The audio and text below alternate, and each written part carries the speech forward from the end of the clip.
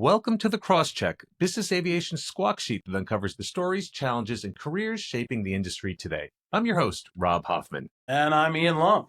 Our guest today is Cat Wren, a former college basketball captain turned business aviation leader and a true force in the industry. A past NBAA 40 under 40 honoree, Cat has built her career on servant leadership, investing in people, and elevating teams from the ground up. With nearly 14 years at Business Jet Center under her belt, from customer service to the flight line, charter sales to fuel operations, she knows this industry inside and out. Now as vice president at ENG Aviation, she oversees charter, management, and medical organ transport. She's also deeply committed to service, co-founding Business Jet Cares, and holding leadership roles with the NBAA, NTBAA, and Higher Vets. Cat, welcome to the show. Hey, y'all. Thanks for having me. All right, so you've got quite a career over here with a bunch of pivots that have led you to leadership in ENG, but let's take a step back right now. What first sparked your initial interest in aviation? How did you get here? It's a great question. Not a traditional one. I had no idea that this side of the industry existed. Growing up, I flew not often on commercial airlines, but I grew up in a very small farm and ranch town in New Mexico. It's called Deming, 30 minutes from the Mexican border and about 90 minutes from the Arizona border. Growing up, I knew nothing but sports. That is what I loved to do. I played every sport growing up. In high school, I was blessed enough that the good Lord gave me some ability to take it to the next level. So I played college basketball at a Division II on the eastern side of the state. And from there, I really took a deep dive into broadcast. I wanted to be a broadcast journalism. I majored in sports communications. My goal was to be the next Aaron Andrews on the field talking about sports. About 2 months before I was going to graduate, I had a visit to the Dallas-Fort Worth area. I was staying with a girlfriend of mine who was a former college teammate of mine. And I stayed with her for a week. I had some interviews set up. And she said, you know what? I have a friend. Let's go to lunch. Go to lunch with her friend. We're sitting there. And of course, she just knows somebody that's hiring. So calls Jamie Santiago Munoz down at Business Jet at the time and says, hey, I have a friend that's moving to Dallas and, she wants to get here and work in sports. And of course, Jamie, as sweet as she could be, bring her in. So they gave me a GPS and her phone number and they said, okay, go find her. Okay, cool. What does she do? No joke. They go, something with airplanes. Like, okay. Very, young, naive Cat. I'm driving to left field thinking I'm headed to Southwest to possibly apply as a flight attendant. That's really all I knew. So I pull up to this long driveway, walk in these double doors, beautiful chandelier. I have a meeting with Jamie, very informal, interview on the second floor. And I go in there with my hopes and dreams. And I'm telling her exactly why I want to move to Dallas and what I want to do. She's very sweet. She's very patient. She heard me out. And she said, okay, let me give you the lay of the land of what we do. So that's when she explained the 135 side, the FBO side, the 145 repair station, and how that role that I would be applying for would affect that. And I remember walking out the door, and before I turned to go down the stairs, she said, I want you to remember something. If you get into this industry, it's addicting. And I always tell her, I didn't roll my eyes at her, but I roll in my mind, I thought, okay. A week later, I got a call, I got an offer. So I graduated on a Saturday, moved on a Wednesday, and started work on a Monday. And I started out on the flight line flagging in planes, and history serves itself. That's great. So did you already know when you first started there on the flight line, hey, I'm destined for bigger or better things? What kind of motivated you to kind of take the next steps to get you to where you are today? I knew I wanted more. I immediately fell in love with this community. Business aviation is very people focused, and I fell in love with the people, the relationships, and I knew then I needed to ask more questions. So the more I asked, the more I was given. I was the first female since 1993 to tow on the flight line. And that was pretty important to me because each step that I took, I wanted to take on more. I wanted to learn more because I knew I would be a better asset if I knew every aspect of the business. That is what led me to so many different, avenues and roles within the company that ultimately led me to, before I left, was the chief experience officer. I have such a passion for people, and it was my true belief that if our employees were happy, in turn, our customers would be. So really showing them, that at the forefront. And I think it all came with me asking questions and not being afraid to be told no. There were some challenges along the way. Being a young female who knew nothing about business aviation, I was told no. In a male dominated industry, I was told to stay in my lane. There was a comment when I first moved. I guess my accent showed that I wasn't from Texas, and I had a pilot ask me one day, "Why'd you move to Texas all the way from New Mexico? Was it for a boy?"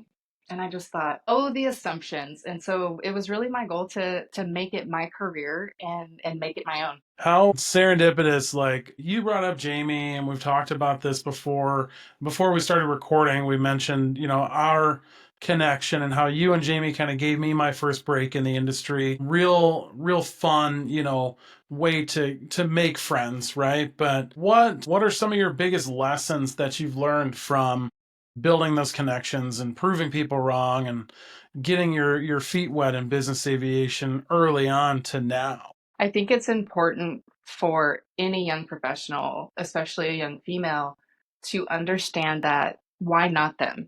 There may not be a seat at the table. Grab the chair and pull yourself up. I have been very blessed and learned quickly from my mentors, Jamie being one of the biggest, who became one of my best friends. I mean, our boys have play dates now. It's unreal. But learning from such a strong female who didn't quite have that leader or that type of female leader when she was coming through the ranks. And so I think she knew in turn she wanted to give back. And I immediately fell in love with her leadership style, her mentoring. And that's where I have dedicated myself to really be an advocate for women in aviation, young professionals in aviation, and just being an aid because it's not easy. And there's a lot of fear with the unknown. And I just really hope to show the next generation it's okay to fail and it's okay to be afraid, but why not them? We all know that business aviation in general is pretty male dominated, and it's just amazing to hear the headway that you've made so far. What's the current situation right now? Have things evolved? Are we in a better place than we were, say, 5 or 10 years ago? I would say yes. There's still work to do. I am very blessed to, and I know we'll probably get to this, but sitting on the MBAA Young Professionals Council has really opened my eyes to the different avenues in aviation, but women in aviation. You look at studies from the Women in Aviation Advisory Board that recently, through the FAA reauthorization, just came back through. These stats are astounding, and we're making headway, and there's been a lot of growth in the last 5 years. There's still a lot to come. Julia Harrington comes to mind because she was one that was the first female in her flight department to become pregnant. They didn't have a plan for that, for maternity leave. She had to write her own story. So, in my mind, why are companies making us trailblaze when they should already have things set up to be able to appease and help facilitate family leave? Or a lot of folks now are caring for their parents, their elder parents, or if folks are adopting, there should be stuff in place to allow, folks to be able to spend time and do those things. Yeah, it does seem like, corporate America has certainly gone way farther in this area in the world of HR, and it seems like business aviation, can be a laggard in certain areas, and clearly from what you're saying here in this field as well. All right, so obviously the challenges remain, and I really feel you're sharing your story right now is certainly inspiring. But let's move forward a little bit right now. So you had quite a few years underneath your belt there at Business Jet Center. How did you take next steps and end up where you are today at ENG? It was a whirlwind. I am very blessed in the fact that I have worked for Business Jet for almost 14 years, family owned and operated. I truly felt like one of the family, or I was respected as a very top leader there. I was very happy, and really, I saw myself there for the rest of my career. I was approached by the president last June of ENG. And the way it came together was there were two different contacts within my circles on two different sides that mentioned my name to Steve. And from there, he emailed me. We had lunch, and he is offering me a job before he pays for the check. And I thought, what is happening? It was very humbling to see that he respected the comments from my contacts to then get me in front of him to really seal the deal. So that's kind of really how it all evolved. And I'm so grateful that it did, knowing that the timing was right and the next step of what the mission that we do is what really grabbed me. And I just knew I needed to jump for it. Speaking of ENG right now, why don't you tell me more about ENG's backstory and what their focus is in the marketplace? ENG is an air and ground organ recovery company that ensures timely delivery and optimizing outcomes for life-saving missions. That's a lot of words for ultimately we help save lives. 30-year-old company, but it is under new ownership now with our president, Steve Hoffman. He purchased it in October of 2023, rebranded, and pretty powerful story he has. He lost his dad when he was 12 or 13, and his dad went on to be an organ donor. Little did he know, years later, this opportunity would come across his desk to take over a 135 company to then serve the organ recovery community. ENG started as a software, a 53-page business plan as a software. We have a full FMS system, and through that, there are multiple other modules, as in quoting, filtering, and some other tools that we're very excited about and we'll get to be able to announce to the aviation community this year. We're not quite there yet, but we are fully operational. We went away from our software that we used and switched over January 1st to our software. So that's where it started. Steve knew to run this operation correctly and truly understand the ins and outs, he needed to own and operate aircraft. And so that's when the old Thunderbird Airways that was down in Houston, and I know if you're a longtime aviator, you've probably heard of Thunderbird. That's when he came across Thunderbird and was able to come to an agreement with the former owner and take over. So it was during that due diligence process where he saw that Thunderbird did quite a few trips in the Houston area for some transplant centers. And then that's when he was just floored, didn't really know that was a thing, and had dove headfirst into figuring out how we can better help the transplant community from the airspace. It's kind of amazing how business aviation has such a black eye these days. Obviously with the greenhouse emissions, basically taking celebrities, corporate CEOs on trips that maybe could have been, accomplished with a Zoom call. So there's so much negative press. And yet here's a part of the equation that everyone seems to forget, and how incredibly important, your mission is. How big of a business is organ transport these days? So you think about the United States as a whole. Last year, there were just over 48,000 transplants that occurred and happened just last year in 2024. So our president talks about this all the time. So when you think about air travel when it comes to organ procurement, there are 15,000 business aircraft across the US. Half of those, or even more so, a fraction of those, are on a 135. An even more fraction, or half of those, are on a 135 that actually do organ transportation. When you think about Texas as a whole, that's where we are now. We have big dreams to grow. But when you think about Texas, we are about 9.2% of organ transplant. And when you think about that, we currently only have 3 aircraft. So we've got a lot of growing to do. Well, let's talk about the direction that ENG is heading in right now. Are you exclusively focused on organ transplant, or are any of your flights handling other matters? So we are a 135, so we have capability to serve the retail or general community. Right now, 95 to 96% of our business is for the transplant community. The other percentage is some of that retail or executive charter. And those truly have to be direct relationships that Thunderbird either had or that we have made over the last 2 years. We don't typically work with brokers. We worked with those end users. And because at the end of the day, we don't want our asset on the road for 3 to 4 days and we get 2 or 3 calls from the transplant community. We have to tell them no, and then we get bumped to the bottom of their list. We want to stay reliable and ready to go. Yeah, obviously most 135 operations, you want those planes flying as often as possible, filled with passengers in both directions. But I guess in a certain way, that's a case for your business model that you can't really have that happening, right? You've got to be ready to go when it's needed. What's the real differentiator for ENG compared to the competition? There's a few differences there. First of all, we are one of the few operators who are truly dedicated to organ recovery.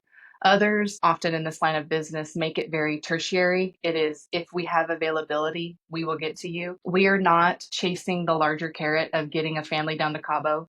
We understand that's important in business aviation, and that's part of why it exists, but that's not part of our niche. I will say we are very, very customer focused and customer obsessed. Customer obsession is actually one of our core values. We learn what our customers actually need.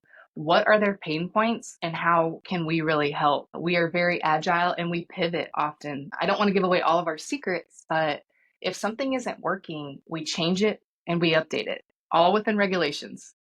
Is this still a viable business model? I guess it is, to have aircraft sitting on standby for potentially long periods of time. So we typically don't sit on standby because that could quickly eat into duty time. But we do have a very tight 2 hour call out to where our hospitals know we will be there ready to go.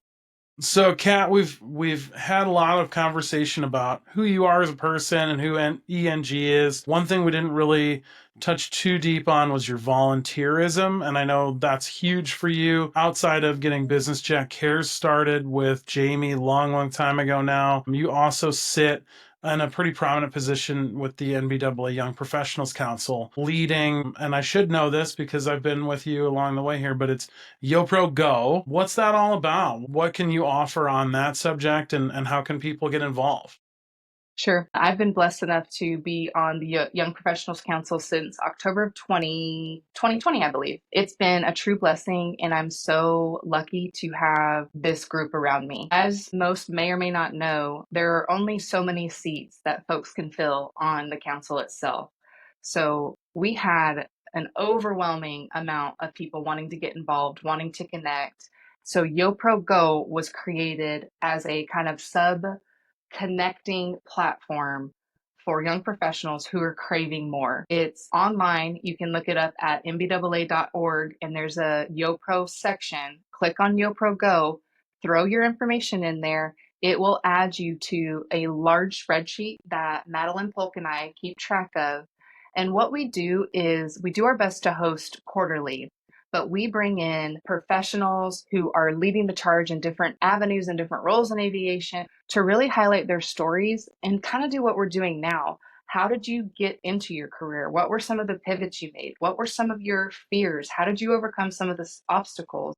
So it's truly a platform where we just call ourselves glorified connectors, right? Right now, as of yesterday, we have over 657 folks that have subscribed to this to be part of these calls. Last month, we were blessed to have Jenny Ann Urban and Royal Schoen, two amazing female leaders in the industry, and we did a quick highlight for International Women's Month.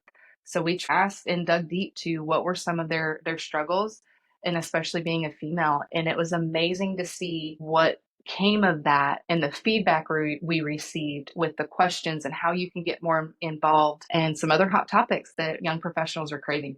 That's awesome. Thank you for that. I know it's a passion project for everybody on the council, but especially for you. When we started that, it's been 3 years now, 4 years, and seeing that grow, it's incredible to see the passion in people in our industry and help cultivate that and let them expand on it. There is a huge wave of young professionals who want more, and it's needed in this industry. We've got a lot of good stuff coming. That's great. That's super exciting. It really is. And I really hope, I mean, I know this is one of these things here. This is kind of like the purpose of this podcast. A big part of this one, the genesis of this podcast, when Ian and I were discussing this, to really inspire that next generation. And I think there's no accident here that so many former YoPro chairs are sitting here speaking to us right now. And I love to hear, Ian just told me there's a lot of people approaching him at the convention, dispatchers convention, talking about the show. So hopefully the message is getting out there. Yeah. Yeah, he did a quick shout out on our panel session that we had. So hopefully more folks are tuned in. Oh, yeah. Yeah, I know we have. I was whispering in his ear. I go, while you're down there, make sure you drop our name while you're on the microphone. That's terrific. Right before we got on stage, there was a text from Rob. Make sure you mention the podcast. Always be marketing, Ian. Always be marketing. Brand awareness. Oh. I mean, listen, Kat, you know, it's really kind of neat. You know, it's a weird thing to have this conversation with you because your mission is so altruistic. in a certain way, and to talk about this as a business, that you have to grow the business, you have to make money, you want to expand, right? It's still a for-profit business, but it's such a noble mission that you're on right now. And that, I think, is one of our goals, right? Is to show that there's more to business aviation. When I came on board last August, I was approached by a very large media source in business aviation. They asked to do a story on me in my new company. So I send back, after their questionnaire, send back all these answers. They came back with an email saying, oh, that's not quite what we're looking for because it does not fit the bill of business aviation. I politely sent a very long email back, but stated, we are the niche in the few that are making a huge difference with the business aviation assets. So there's going to be a big splash from ENG. It's coming. Your role right now at ENG, you're the vice president. Can you talk to us more about your key responsibilities and basically your leadership style? Very focused on servant leadership. I am one that if you're not down in the trenches with your folks, then you're not truly leading. My role currently is very driven by business development. I always tell folks, at conferences on the aviation side, because everyone's always like, how's it going? How's the new role? And I've said, I feel like I live in two worlds, right? I'm still in aviation where I have the opportunity to tag team with our owner to chat to other aircraft owners about the benefits of 135 management. But on top of that, the benefits of ENG specifically with those organ runs and your asset truly doing something for the greater good. And then I live in the transplant world where I have been to my first two transplant conferences, very similar to NBAA. There are conferences through that have education sessions, there's sponsorship opportunities, there's networking events. And so I get to dive into a brand new world where I don't know a soul, which is kind of awesome. And I go in and I find out who our customers are, what their pain points are, and how we can fix it. And so that's really kind of, in essence, my day to day. I'm very much an aid for my team if they need me, constant communication with our crew, constant communication with our flight coordinators. I help with a lot of the marketing. As you can imagine, a smaller flight department, you wear a lot of hats. So that's really, really what I do. We've been in the trenches together in business aviation for a long time, but know a little bit about ENG and learning more last week when we were together in New Orleans. You had mentioned this to me at one point, what ENG actually stands for. And I think it kind of brings the whole thing together. You want to touch on that real quick for me? So ENG stands for Earned Never Given. And if that speaks or says anything to our ownership, it's a pretty bold statement. And he truly, when he founded the company, that was something that always resonated with him. He was a former Marine. He understands, what it means to be a true servant. And through the hard times and the good times, you have to earn trust. You have to earn your next step. So it's earned, never given. And I think that was a big selling point for me, right? Leaving a company of almost 14 years and seeing how infectious this gentleman was and how much he cared about others, I think is what really, really sold me. That's really cool. I love that name. That is maybe the best name in business aviation. It really is. Everybody always says, you're with ENG? And I'm like, no, ENG, earned, never given. You know what? That's the opener for you to come in there and explain what That's it right. really means. So I think right. it just works out perfectly. No, that's a good icebreaker, right? I do want to ask you about your leadership style a little bit real quick because I know you're always boots on the ground and helping out your people. We've talked about this. I've called you when I was doing ad sales and trying to get a hold of Cat Wren at Business Jet Center. And no, she's down on the flight line. You're going to have to check with her later. Like, okay, but I really need this advertisement done today, but there are more important things out there. So it's good to see that you're always working side by side with the people that work for you. It's not a employee-employer relationship. It is servant leadership. How has that evolved with you over the years? Tell me about how you treat your people and why they stick with you. It really starts with your people, and it has to be a culture first mindset. As I mentioned before, if your employees are happy, then in turn, the customers will be. I am a true fan of being connected with my employees to know who they are and not exactly what they do for the company to make us better. I care that they have a family. I care that they have kids. I want to know their dog's name. I want to know their dog's birthday. Because if that's important to them and they see that I genuinely care wholeheartedly, then I think in turn they are willing to do more for you and for your company. It's small things like what is your favorite date, and that could be your marriage, the firstborn, secondborn, whatever those dates are. And I just think it's truly important for your people to understand that you care and that you make mistakes. I know I'm human and I've made many mistakes along the way. I am the first, even in a leadership role, to own it and say, my bad, let's fix it and let's figure out how to get it done. Kat, it's amazing here after speaking with Jamie several weeks ago, and she's your mentor, and I'm just hearing a lot of what she said echoed in our conversation with you as well. And that to me means something here, that clearly the connection has been made. She's passed the baton and you're sharing it with others as well. Do you have any advice right now for aspiring professionals, especially women who are coming up in the industry? Who cares if you're told no? Figure out a way around it and continue to push forward. I think that was a constant through my growth. And as I mentioned earlier, when I said the table may not have a chair, but pull it up, Kelly Rittenhouse was the one that told me that. I was asked to speak on a panel with her, not last week at Schedulers, but the year before. And during our planning session, that was one thing that she said that resonated with me. So I now use that with any mentee that I speak with. You may not have a chair, but you better grab one and pull it up. There is room for you and you can figure out a way. Fear is inevitable, but if you can get past that and push through and just say, why not me? Then you are a powerful source and you'll make things happen. And so on that note, what's next for you and ENG? We've got big plans. I feel like we've been going 100 miles an hour since I came on board. It's very exciting. Right now, we have 3 aircraft. We have 2 that are owned by our leadership, and then we brought on 1 managed client recently. We are making sure that we have Texas on lock as a whole when it comes to air and ground operation. So last month, we launched ground service operations with fully wrapped emergency vehicles, lights, sirens. We have drivers that have been through the emergency training to be able to support us as a whole. It is very much a complement of what we do. As you can imagine, you have the surgeons who are at the transplant center. They need to get to the airport. So we take them in an ENG vehicle. They get to the airport, they leave on an ENG aircraft, they land at said destination, procure that precious life, put it back in the plane, and then bring it back so it's then put into a recipient. We have, as ENG has, a heat map of the U.S. where we're looking to grow. There are multiple major transplant centers sprinkled across the U.S., and our goal is to have 1 to 3 aircraft placed within 30 miles of each transplant center, and with that, 1 to 2 vehicles per airplane to be able to support the community.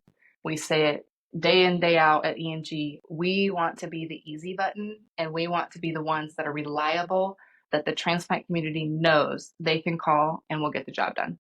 Wow, that's quite an expansion, and I want to wish you the best of luck. You're in such an important mission, and it sounds to me like you've got an amazing operation over there, and clearly the sky is the limit. Thank you. We are running up on time right now. Can you share with the listeners where they can connect with you or ENG Aviation? We are at engaviation.com. And me personally, I'm very active on LinkedIn. That's probably the easiest route to reach me. And then from there, we can exchange emails and really go from there. Wonderful. All right. Well, that's a wrap on this episode of The Crosscheck. A big thank you to Cat Wren for joining us and sharing her journey and showing us what true leadership in business aviation looks like. If you've enjoyed today's conversation, make sure to follow or subscribe wherever you get your podcasts. And don't forget to leave us a review. It really helps others find the show. We'll be back soon with more stories from the people shaping the future of business aviation. Until then, stay sharp, stay curious, and don't forget to crosscheck.